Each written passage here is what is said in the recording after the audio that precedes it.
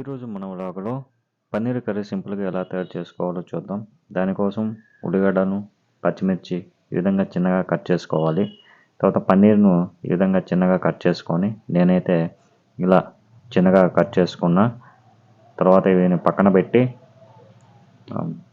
తర్వాత మసాలా కోసం టమాటా ముక్కలను, నెక్స్ట్ ఉల్లిగడ్డలు, జీరా, దాల్చిన చెక్క, నెక్స్ట్ అని వేసుకొని ఈ విధంగా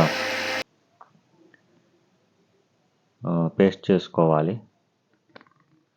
ఈ విధంగా పేస్ట్ చేసుకొని తర్వాత నూనెను వేసి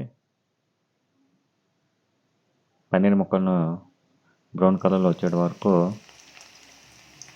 ఫ్రై చేసుకోవాలి. తర్వాత ఉల్లిగడ్డలు, పచ్చిమిర్చి ఆయిల్లో వేసి వేగనివ్వాలి. కావాలంటే కొద్దిగా కరివేపాకు కూడా వేసి వేగనివ్వాలి. వేగినాక తర్వాత ఈ పేస్ట్ని వేసి వేయించుకోవాలి. ఈ విధంగా పేస్ట్ మొత్తం వేసి వేయించుకోవాలి. వేయించుకున్న తర్వాత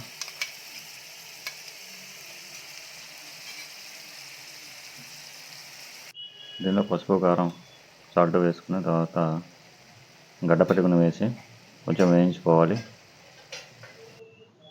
పైకి ఆయిల్ వచ్చే వరకు కూడా వేయించుకొని పక్కనే ఉన్న పన్నీర్ ముక్కలను వేసి కొంచెం వేయించుకోవాలా. తర్వాత 2 minutes వేయించుకొని తర్వాత దాన్ని ఇక స్టవ్ ఆఫ్ చేసుకొని సర్వ్ చేసుకోవాలి. ఇది చపాతీలో వేసుకొని తింటే చాలా టేస్టీగా ఉంటుంది. Thank you guys.